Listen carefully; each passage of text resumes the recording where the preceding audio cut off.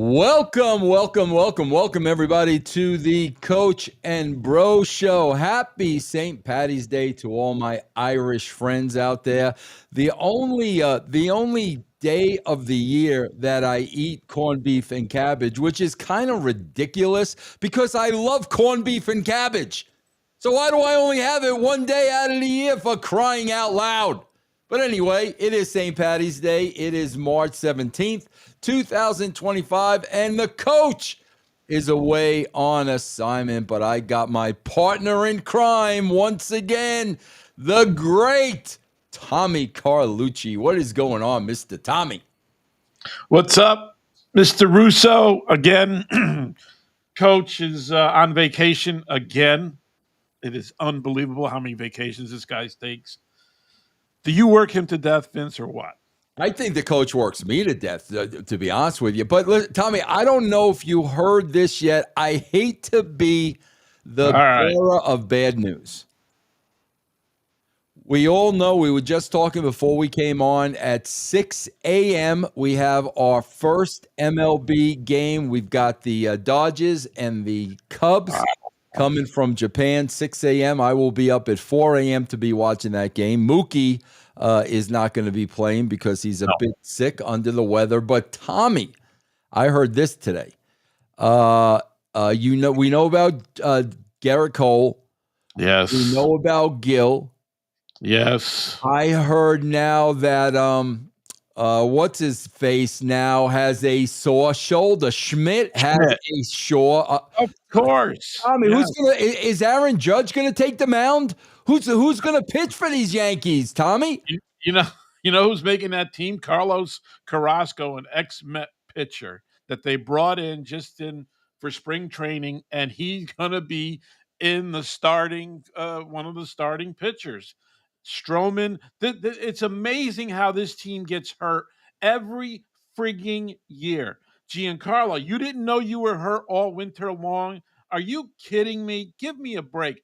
Lois Gill, same thing. Rookie of the year. He had Tommy John surgery a couple years ago. Boom, he's out. Garrett Cole, you didn't know your elbow hurted last year and during the winter or anything? You threw the last game, you got bombed, and now you're out for the year. I just don't get it with this team. I don't know if it's the medical staff. I don't know if it's the nutrition or whatever they're doing, but whatever they're doing it wrong. Yeah, I mean, Tommy, you would have to put some heat on the medical staff and the trainer. I mean, I would think, because like you said, man, this is the constant every year with the Yankees, man. Every year. And, Luis Severino did an interview I saw on X, and he said that the Mets medical and nutrition just blew the Yankees medical and nutrition away. And I was surprised to hear that, because so-called the Yankees get the best of everything, right? But every year we got guys friggin' hurt. We got a utility player, Cabrera, that's probably going to play third base. Who knows if you're going to see DJ LeMahieu? I don't want to see him anyway. I thought they should have traded for a third baseman. They're a mess, and I'm so pissed off about it. But you know what? I'll be watching, Vince. Yeah, and I got to tell you too, man, a player I love, bro, but always injury prone is Jazz Chisholm, man.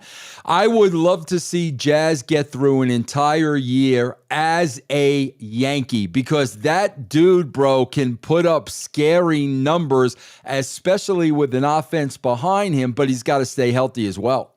He's got to stay healthy. He's fast. He's actually... He's going to be playing second base and he's a lefty bat in Yankee Stadium. He can get 30 home runs, man. I'm excited to see him for a full year. Yeah, so am I. All right, guys, remember, if you want to be part of this discussion, you got to do this through a super sticker or donation, and Tommy and I will bring you right up on the screen. We will make you part of this conversation. Now, Tommy, I'm going to give you some inside news that I heard. I don't know if it's true. We'll find out today, I guess. But supposedly on Raw, we're supposed to see a Cody John Cena face-off. Everybody knows they shot this hot angle, and then we've gone 2 weeks now with no Rock, no John Cena. Bro, I don't care what anybody says. They have dosed this angle with ice cold water, Tommy. And Tommy, here's something I was hearing today. I was hearing that tonight, Tommy, is in Brussels. It's in Belgium. This is a non-speaking English crowd.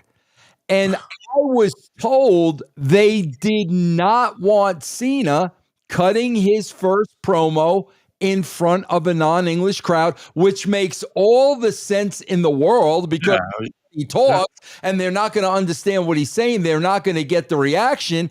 So I heard they were kicking around the plan of Cena comes out before he can say a word, R-Truth comes out and Cena gets heat on Truth without ever saying anything.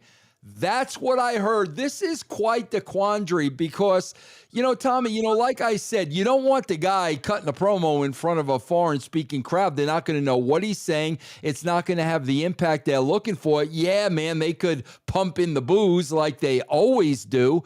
But it's like, man, you either go that route or you do a truth attack like I'm hearing, and they'll boo you out of the building either way.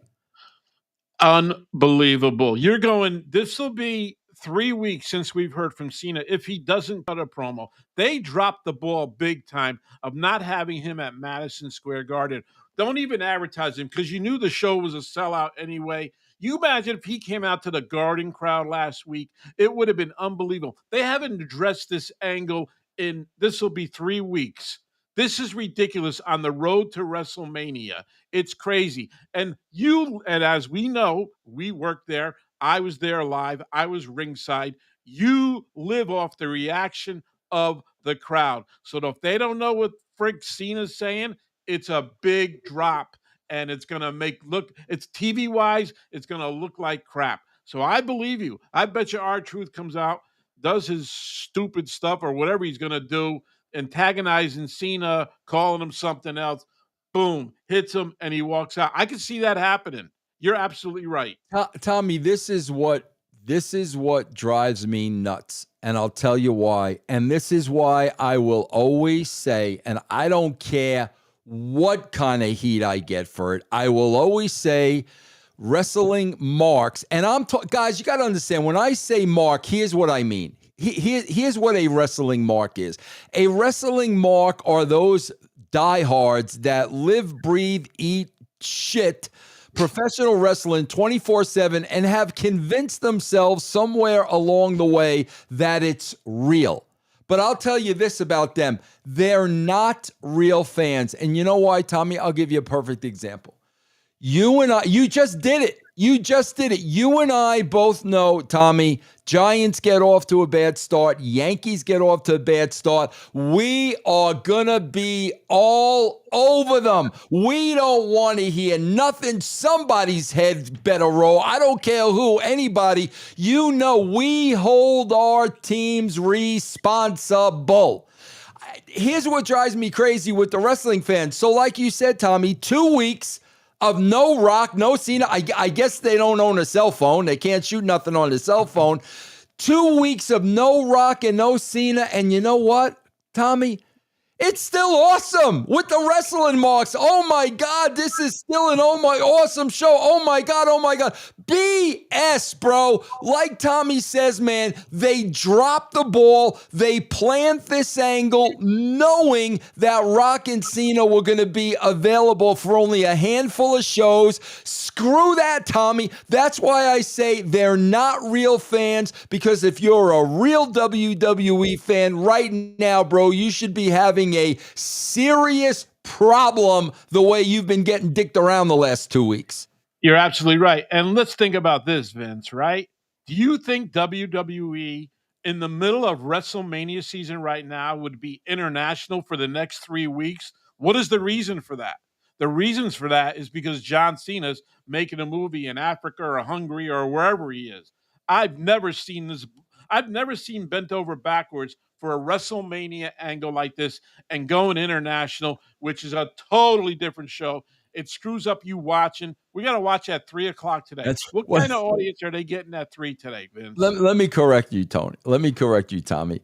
we don't gotta watch anything at 3 o'clock. No, bro, That's if you true. think I'm gonna be sitting during a Yep. regular day and watch Raw, but here's the beauty, Tommy. Here's the beauty of it being on at 3 o'clock today.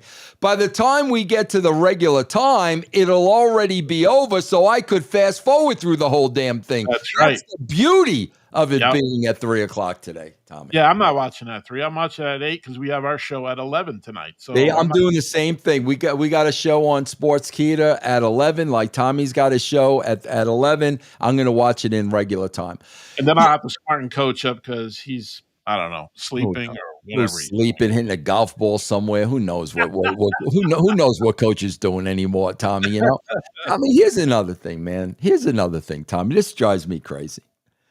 So now word on the street is Booker T is training Travis Scott to wrestle. Here's the thing, Tommy. Please, correct me if I'm wrong.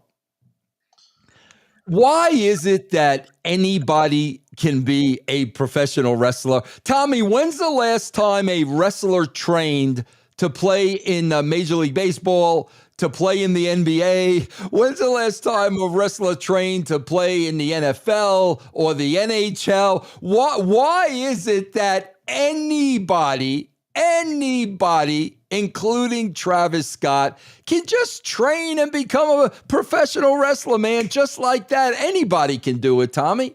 Yeah, and then he's about 120 pounds, and he's got a receipt coming to his ass. Because if I'm Cody, I'm popping that sucker right in the face. What he did to Cody was unheard of, man. You don't do stuff like that. You let him hit. You hit that guy. You so-called busted his eardrum. His face is still red. He potatoed him big time. And Travis Scott, are you kidding me? He's really training to wrestle?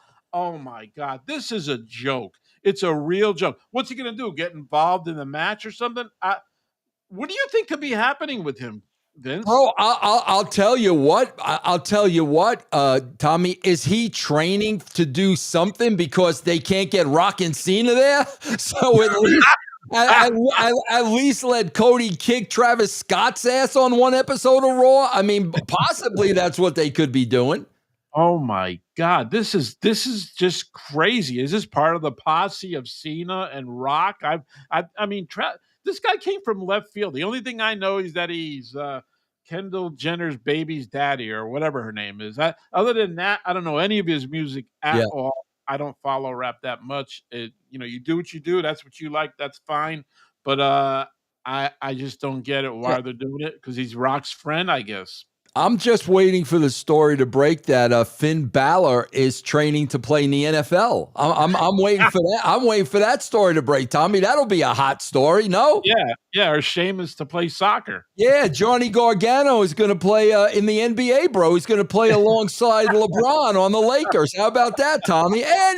Anybody can be a professional. Hey, Tommy, what about you when I come out of retirement and start a tag team?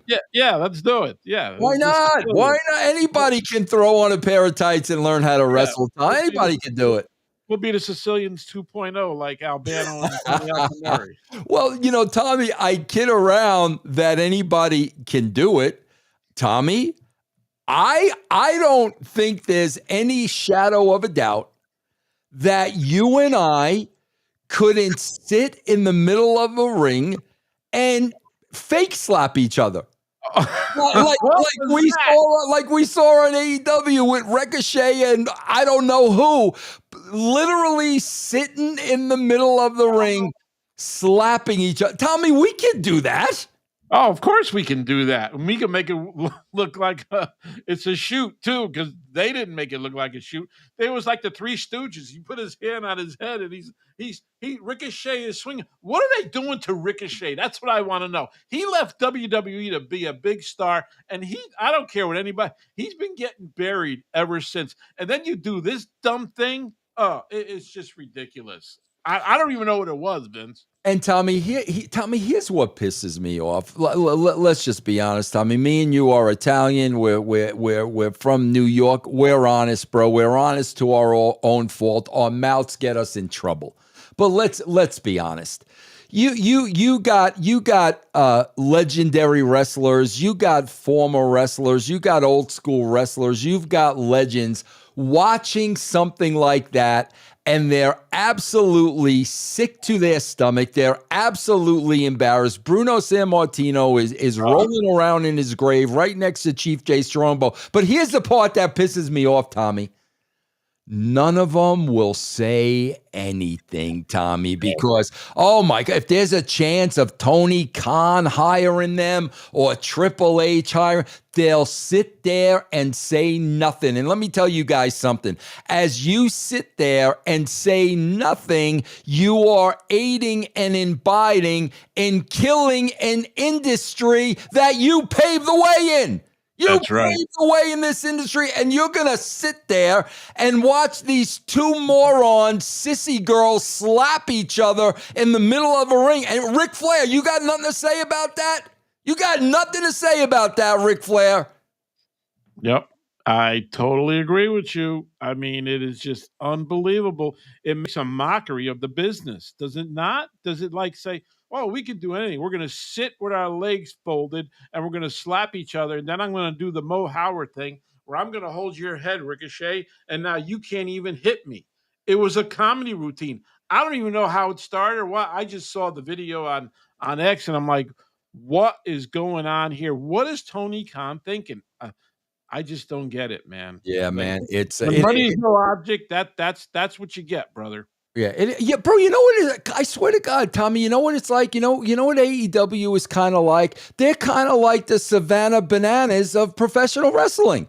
You know, the Savannah Bananas go out and do all this crazy stuff, and it's very entertaining. But obviously, it's a huge stretch away from real, Major League Baseball rules. Bro, Yeah. AEW does the same thing. Here's the only difference: they're not doing it as a joke. The Savannah Bananas know that they're going up there and batting in stilts. They know it's a freaking joke. Are we supposed to watch that scene and take it seriously, Tommy? Yeah, I don't get it, man. Who sat there in the production meeting, or if they even have a production meeting, and said, "All right, you're going to sit in the middle of the ring, Indian style, and you're going to slap each other on the chest or by the face, and then you're going to do like the Three Stooges did back in the day. I'm going to put my hand on your head, and you're not going to be able to hit me." Is that entertaining? Is that riveting? I don't know what it is. I really Tommy, don't. can you imagine the late great Pat Patterson laying out that spot for Sean and Brett? Can you imagine Sean and Brett sitting in the middle of the ring, slapping each other like two mamby-pambies? Can you ever imagine that in your wildest dreams, Tommy? Hell no. Hell. Pat would say, Zabada, Yeah, Zabada, Zabada. exactly. All right. Hey, producer man, I saw that we had a super chat in there. Let's throw this up there. Tommy's the football guy. Tommy's going to answer this. Which What's team do you think Aaron Rodgers is going to play for? Giants, Steelers, or retired?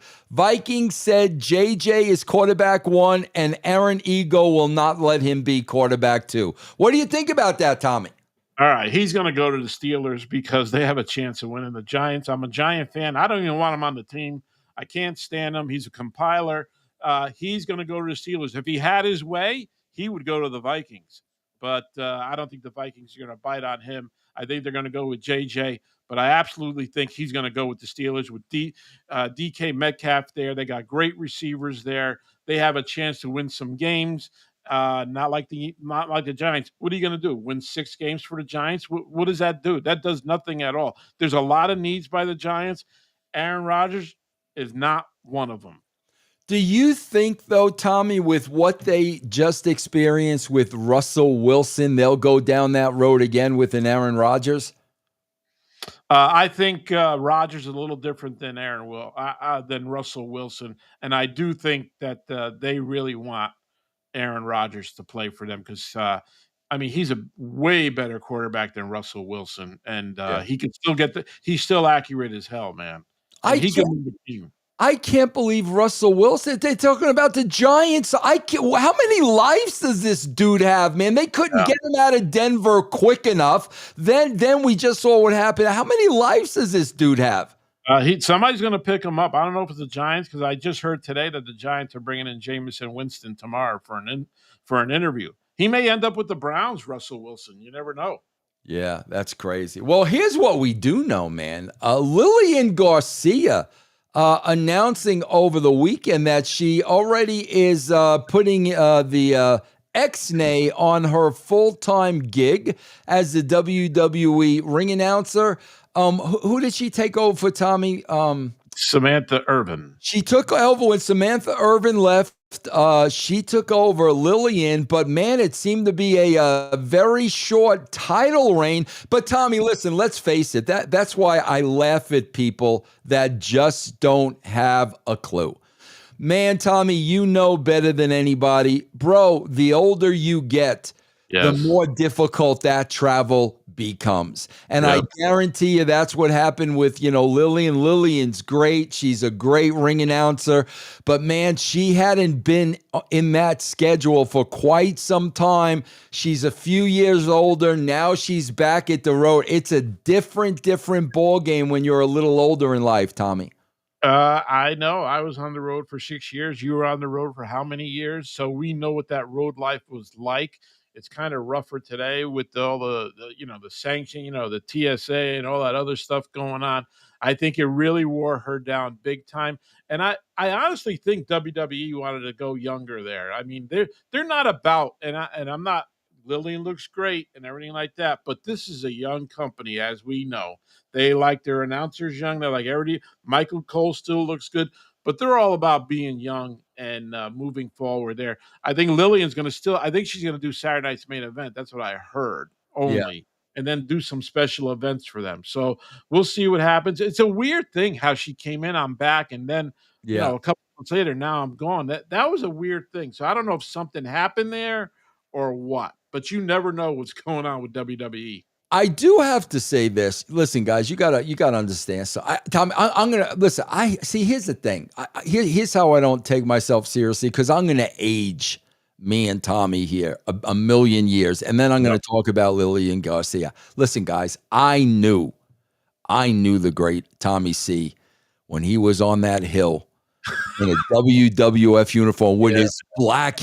his Yeah. black hair waving in the breeze, the black hair and he had the black Fu Manchu Yeah. gimmick going on, the black goatee, looking like a male model.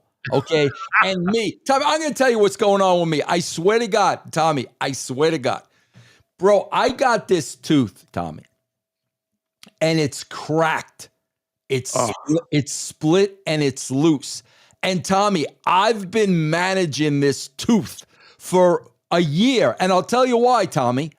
Because if they got to pull the tooth, you're going to see I'm missing a tooth when I do these podcasts. You're going to see it, Tommy. So, Tommy, I've been managing this tooth. So, Tommy, over the weekend, I forgot for a second. I bit into a piece of chicken and I just about hit the ceiling. And oh, it has been throbbing, Tommy, for the last 72 hours. I couldn't sleep, but that's how bad oh. it was. Well, There's nothing worse than toothache. yeah. Toothache. Yeah, so I got to go today. He's probably going to yank it. So you're going to see a missing tooth. Tommy has lost the beautiful black locks. Yes. However, freaking Lilian Garcia hasn't aged a freaking day. No, I know. I could not believe when she came back. I mean, the first thing I said was, was this woman in a time machine? She Yeah. has not aged one freaking day, Tommy. I know she hasn't. I found her, Vince. No, The I way didn't know that. Yeah, here was the deal. Me and Bruce Pritchard flew to Miami because Vince wanted to do a Spanish show, Super Australias, right? So we wanted a woman host for it, right? And we ended up using Marcelo because I auditioned Marcelo also. We flew to Miami, right? Went down there. We had a ton of auditions, and they were great because they were all young Latinos and they were all good looking, man. So I saw her and Bruce saw her, and then we said, well, maybe possibility to get her. Then we found Maria Felipe, who lived in Jersey. It was easy for us because she had to come in every week. I produced the show and everything.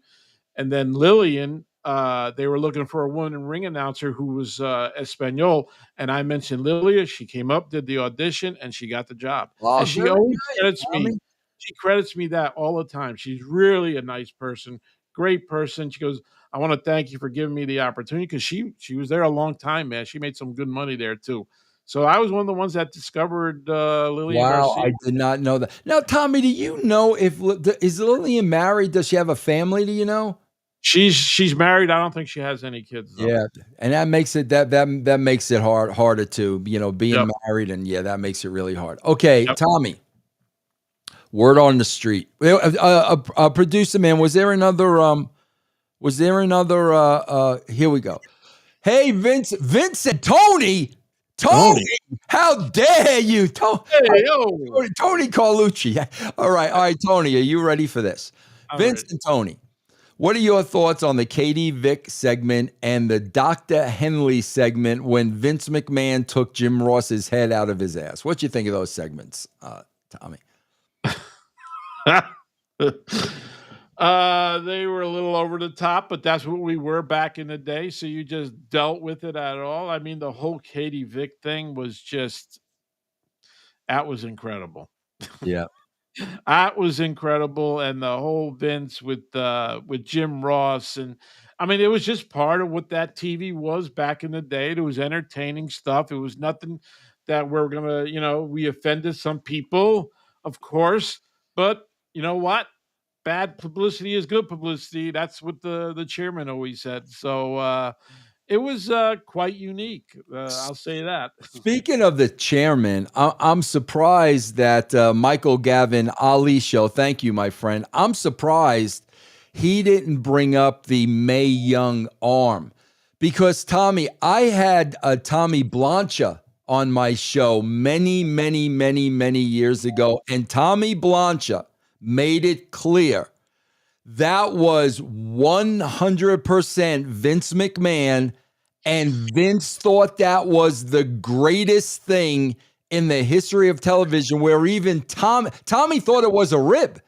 He thought it was a rib, but Vince thought it was his man, Tommy, that was one thing about Vince, bro. He always had that adolescent weird sense Toilet humor. he loved poop.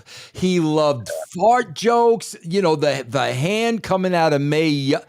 That was And always by the great way, about him. remember that you're saying the hand that came out and Briscoe was there? He threw up. He really Are threw up you there. serious? Yes, he really threw up there. He was so queasy. And you know what? That was the rib on Briscoe because Vince knew he had a weak stomach and he put him in the spot and he knew he was going to throw up. And he threw up. I think it was at the Garden we did that show. Oh From what my I gosh. remember. I never heard that story about Yep. Briscoe throwing up. Yep. That's the truth, dude. I'm telling you. That is funny. Yeah, well, Vince always had. I remember, man, when I left the very next show, Vince had Davey Boy Smith rolling around in dog shit. Yeah. The very next show. Next show. He loved stuff like that. Yeah. All I know. right. Tommy, word on the street. Austin, 316. Wow. Yesterday was 316 day. I put out my tribute to Steve Austin on social media. However, word on the street is he is appearing at some type of fan fest on WrestleMania weekend. Tommy, I can't believe for a second if Steve Austin is in town that he's not going to be appearing on WrestleMania. I agree. I think he's going to be at WrestleMania, and I think one of the reasons why they're bringing Steve in, they're having trouble selling tickets for everything, man. The tickets for WrestleMania are really expensive, and they're not even close to sold out, I heard. And the other thing, I don't know what's going on with that Fanatic show, whatever this thing he's doing, but I'm guaranteeing you he's getting a nice payday. He is going to attract millions of people. People now will go to that show or whatever that thing is, and because of Steve Austin, it's a smart move by WWE to bring him in and have him show up at WrestleMania. Let's face it. When's the last time he did show up at WrestleMania? It's been years. Yeah, and he only did it. He's only done it one time. He's only done it one time. Tommy, I'm hearing the WWE is doing some creative things. And one thing I heard that they're doing is when tickets go on sale at a building, okay, that building is, they call it like something one. It's like, Project One, or it's called something one. And for that first scheme, only so many tickets go on sale for that first scheme. So now, if they sell that out, they open up more tickets and they go to scheme 2, to scheme 3. But the trickery is, Tommy, if they sell out that scheme 1, which means they're cutting out some of the seats in the arena, they're calling that a sellout. They're, Oh, that's why they're doing it. That's why they got 3 different plans. They start smaller. If they sell that out, they got to sell out. But then they'll sell more tickets and more tickets. But that's how they're being able to go out there and saying they're selling out everywhere. wow. I didn't know that, dude. Yeah. Yep. It's pretty smart, I gotta tell you. It is pretty smart. Absolutely. Because who would know that unless somebody, on the inside told you? It is pretty smart. But listen, Bob Collins, too, I think, has got to be rolling around in his grave. You think Bob Collins? He was the best, dude. There was nobody that could market a city with WWE and get everything from the time you landed. You saw that banner, you're riding down the escalator to get your bag, and it was WWE laden, flags on the streets, everything. The man was a marketing whiz and a really nice guy, but don't piss him off, dude, because I used Yeah. to see him holler at things, man. But nobody sold a show to a city like Bob Collins did. Yeah. Yeah. Nobody. Not even And- Sabor. Not even John Sabor. I yeah. mean, he was the guy that took over after Bob, I think, a little bit, and he's not even with them anymore. Bob Collins, we knew him for years. Great guy. He knew how to friggin' market, dude. It was unbelievable. And who was the other guy in tickets? Ed Cohen? Yeah, Ed Cohen, too. Man, Vince had some great. Steve Taylor. Oh, Steve was a photographer. Yeah, I know, but and then it became like building operations. But He ran the remote stuff. Like yeah, all the my point is, man, Vince had some great people. He had some freaking great Ed Cohen, man, Bob Collins, great people. Yep. Sue Basil Aitchison, DeVito. Basil DeVito, Sue Aitchison. He had some great people. Yep. He had great people in the corporate office, and he had, of course, his boy, his guy, Kevin Dunn, who would do anything for him. And Kevin was like Vince, man. I mean, he worked his ass off. And I whatever Kevin got, he deserved. His work ethic and just dealing with Vince at 2 in the morning, giving me a call and say, "Hey, what's this or what's that?" Like, he had to deal with everything. And besides domestic programming, he had to deal with international. And that's where I came in. I came in later on in the years with that. There was a boss before me, but after that person left, they gave it to me. And Kevin was on top of everything, man. I mean, you couldn't meet him one day, but the next day he would definitely hit you up, man. I would love to know this, Tommy, because I'm sure without a shadow of a doubt you experienced some of this, but I would love to know this. Bro, I would say for the record that Kevin Dunn worked just as many hours as Vince McMahon. I will say that on the record. But can you imagine, Tommy, Kevin going from that schedule to retired now?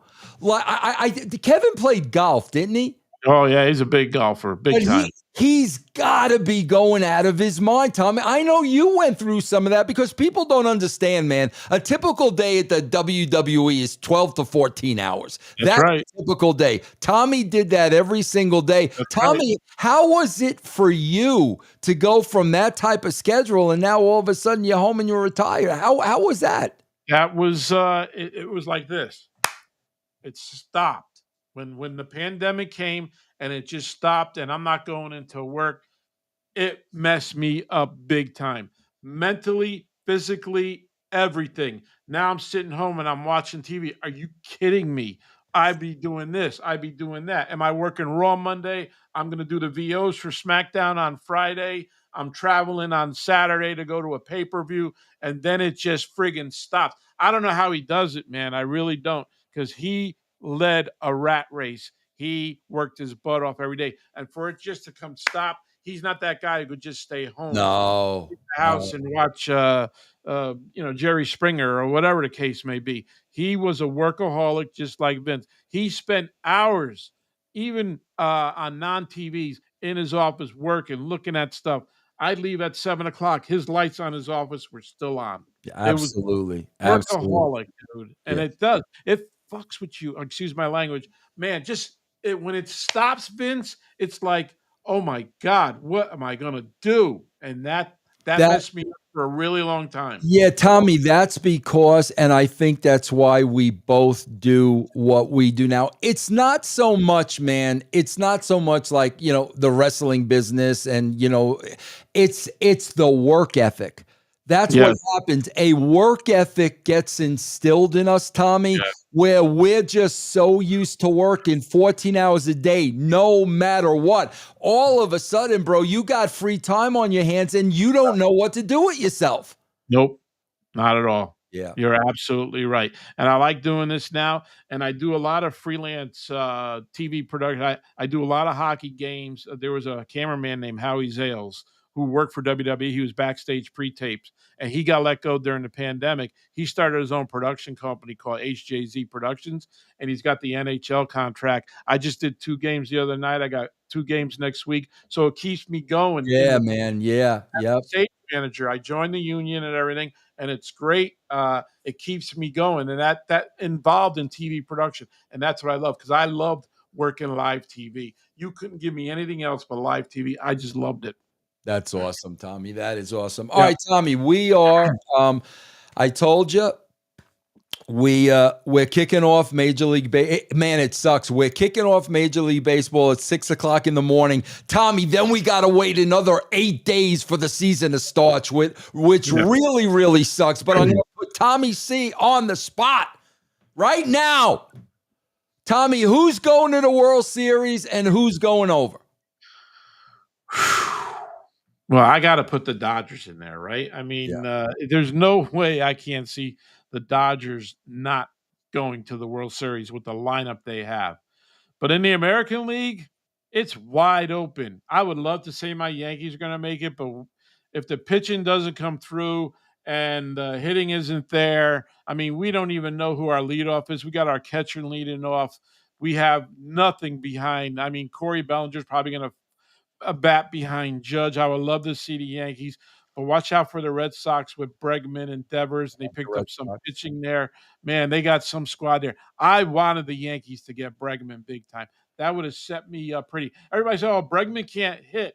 He can't hit in Yankee Stadium." Every time I saw him, he Yeah. ripped the Yankees to shreds. I don't get that whole logic at all. Yeah. But the Yankees are going on the cheap, and we're having Oswaldo Cabrera be our third baseman. What happens to our utility guy? He's our utility guy. We don't know what Dominguez is going to be in left field. He can't even catch a fly ball. He's 21 years old, but he's got power. We'll see.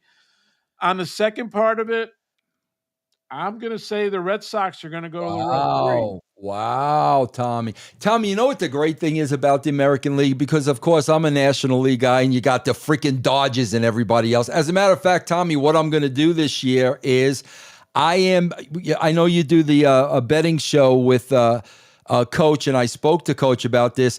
Bro, I'm betting on the Dodgers and the run line every single game. Yep. Every single game. And I'm telling you guys, you want to make a couple $100, just bet $10 on the Dodgers every single game. They're going to win at least 105 games. Yep. There's no question about that. But here's the beauty about the American League, Tommy, is the Astros are no longer the powerhouse the Astros used to be. So that really opens everything wide up in the American League. I mean, they lost Kyle Tucker, right?